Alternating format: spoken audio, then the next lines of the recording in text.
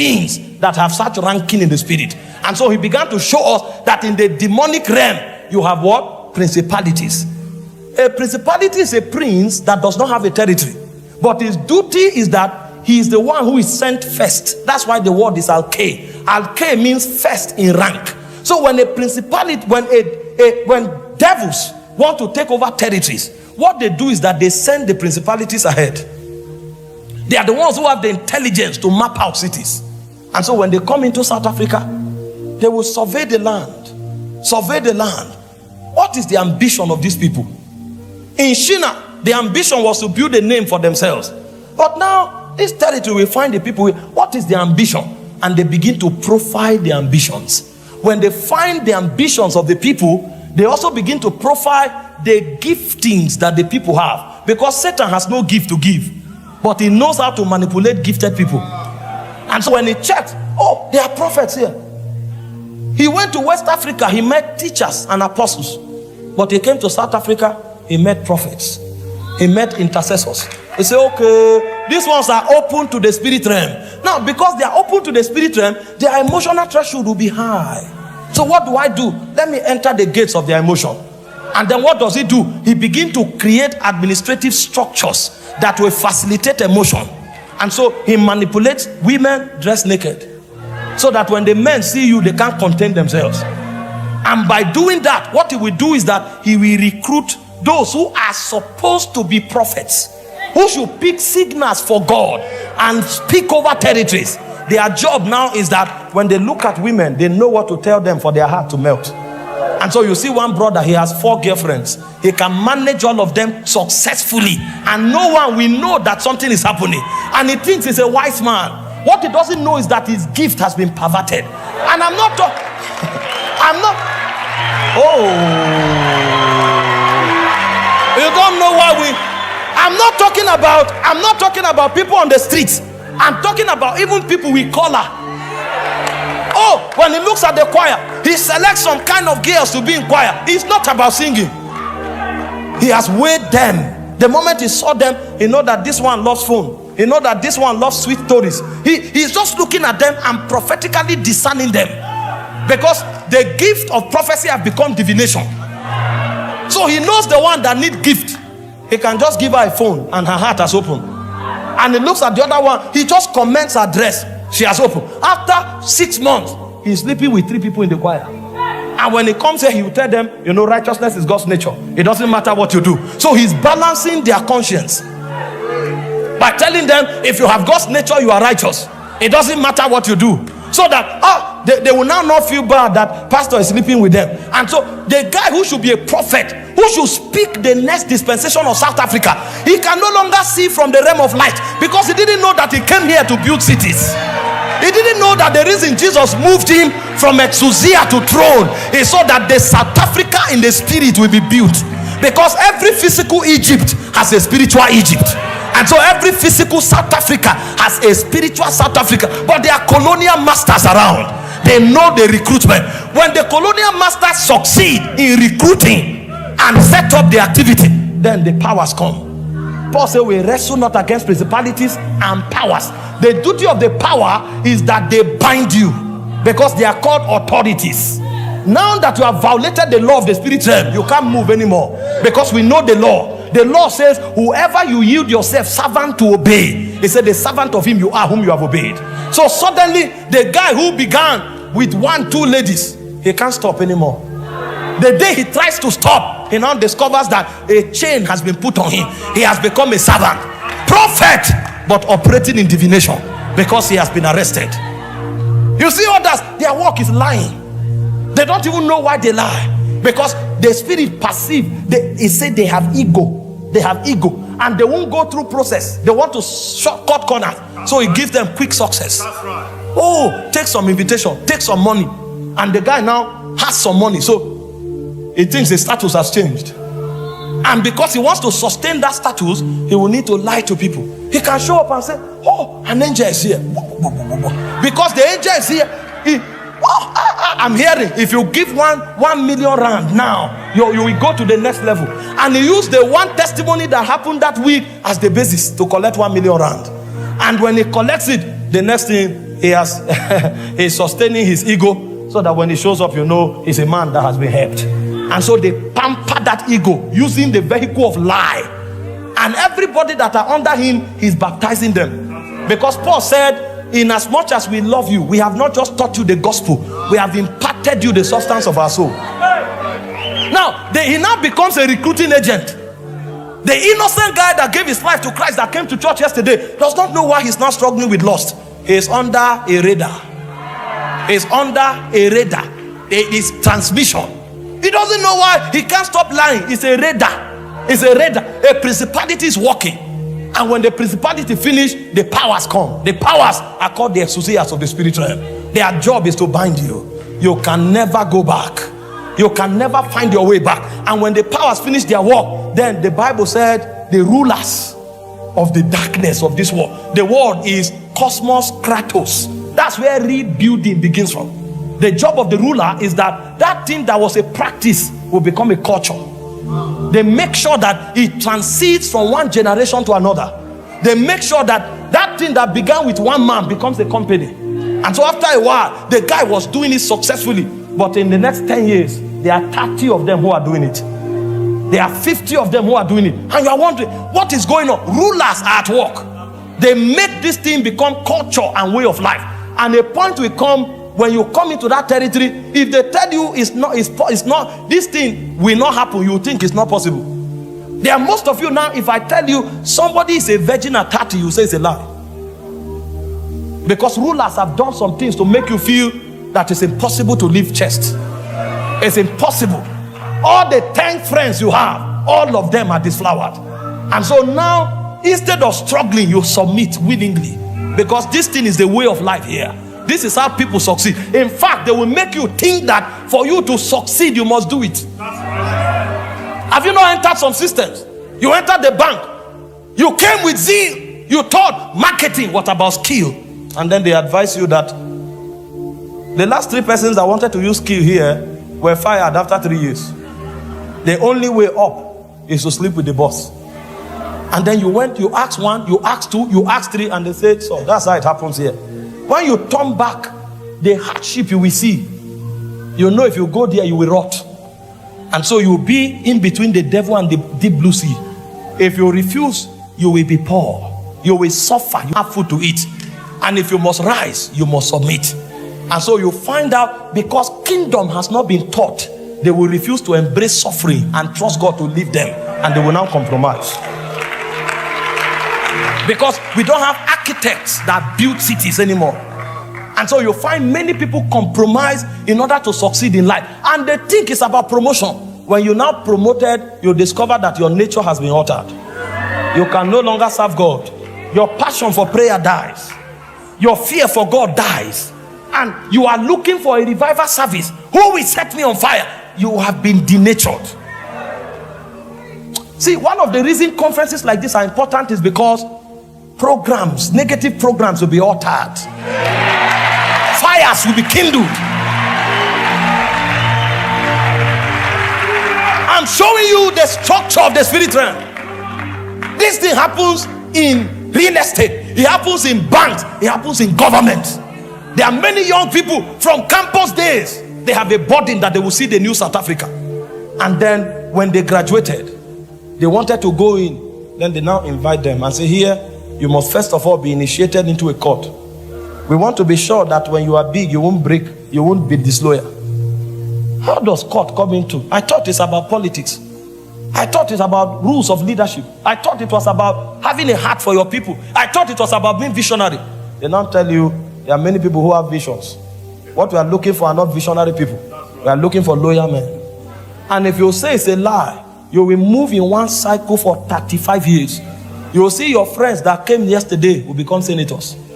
You will see your friends that came yesterday become masters, leaders of provinces. And then when you stand to give a manifesto, you are 10 times better than them. But you are wondering, how did they rise? They rose because they submitted to the structure that the rulers have put in place. If you will compromise, you must be sworn into that court. And you will not just be sworn, you will pay allegiance for 10 years.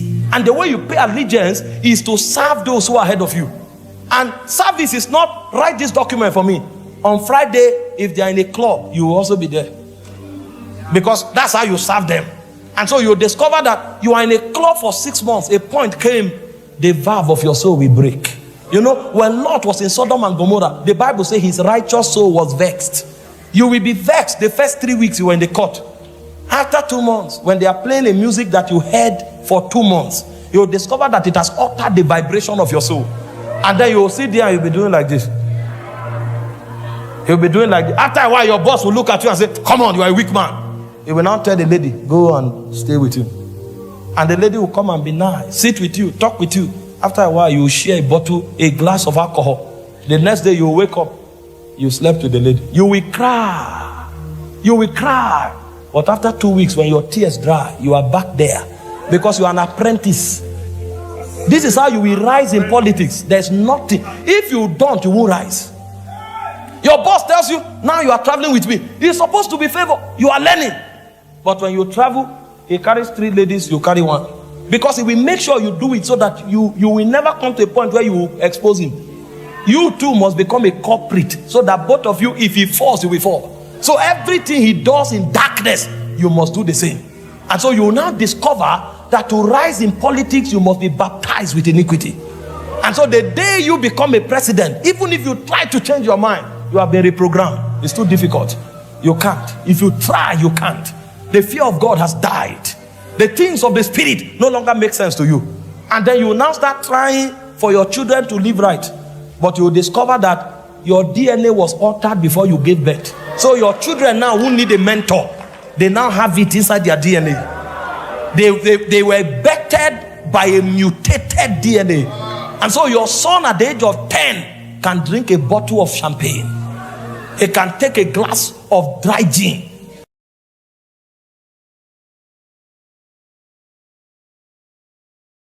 Of the people.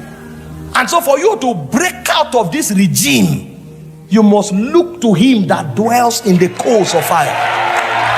He's the only one that has the power to alter your nature. He's the only one that has the power to bring you out of this web of darkness. This is why if you go look on Jesus, he can't walk. You know, people who are not educated, when you talk to them about building city, they say, forget all this prayer. Church will just come and be talking prayer. We are the salt of the earth. We are the light of the world. What we are dealing with is deeper than the buildings you are seeing. They are colonial masters in the spirit realm. When the rulers finish their work, then spiritual wickedness in heavenly places called. They are called poneria. Their job is to afflict people. And so now that we have built this structure to this realm, let's afflict this nation with corruption. Anybody who comes into power must be corrupt. What he will desire is to loot the wealth of the nation. There's nothing he can do about it. And when he does it for a while, we will kill him, either with women, or we will kill him with a cook, or we will just, something will happen. His life will be wasted. Their job is to bring judgment so that a system is preserved. Every family that is doing well, we will plant something, either madness or autism or sudden death or bachelorhood, spinsterhood. They will be 30, 40, they won't marry. They just put things here and there so that everybody, no matter how well he's doing, will have a yoke that he will carry. And because of that yoke, there will be need for consistent compromise. You will never survive without compromise. This is how these structures are built. And as they are building this structure, they are also training human agents.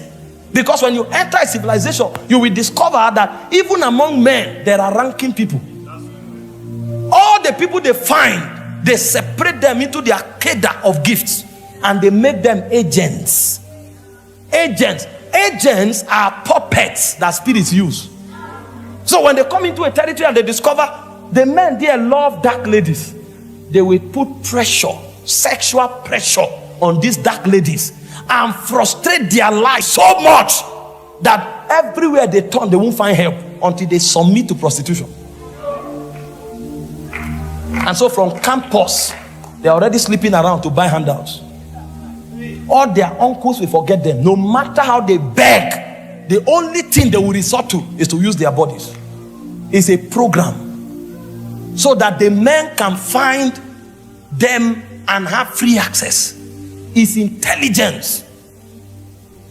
When they discover that in this territory, anybody who is intelligent has a high potential of becoming great, before he rises, they will put an affliction on his life. And so you are wondering, why are the best never serving God? Because a system was designed. Agents are puppets. One way or the other, you must facilitate the agenda.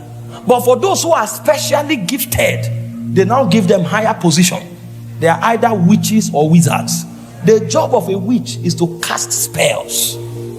And those spells have the power to alter events, to alter happenings in a territory. And so every territory, before demons walk, casters of spells will be there first. And so they will show up and chant and cast spells and choke atmospheres. And then you are wondering why, when you relocated to this particular place, this kind of thing began to happen. What is going on? There are people who manage the atmospheres there. They are witches and they are wizards. And when you grow, you become a warlock. A warlock is one who does not have any sympathy for man again. He has betrayed men, completely sold out to darkness, and he can do any act of wickedness. They are the ones that truly form the foundation of spiritual cities in collaboration with princes. Some of you have watched movies before. You know that most of the ancient cities you find today had warlocks that pioneered the agenda of darkness into those lands, and they put it as signature in the foundation of those cities. If you enter there and you don't rise above it, you can never serve God. And when you grow from a warlock, you become a sage. A sage is a teacher. He has the power to impart spiritual graces. It's not only in light that they do impartation. Even in darkness, a sage can say, hold my hand. Go and cut a blade of grass, bring it. When you bring it, you hold your hand, say, go. If anybody is bitten by scorpion, touch that place 3 times. The venom will go. And you are wondering, is it true? Somebody is bitten by scorpion, you tap the person, the venom will go. And you are wondering, he can impart demonic power. This one now is a custodian in darkness. So while principalities, powers, rulers are working, they are also raising human agents from puppets that do their will. You know, some of you young men here, you Babylon game. I'm not saying everybody. I'm just saying the trend, the one that is a trend. And when you see ladies, you are doing like this. You don't know you are an agent. You don't know. See, look good though, I have beards. But I'm saying there's a trend now where people showcase things. You don't know. This intelligence are deep. It's not only naked women. You don't know. You see some men, they remove 5 of their buttons until their chest open to this place. They literally don't wear singlet. While they were in the gym, you will think, oh, they are exercising. Gym has good health value. They don't care about health.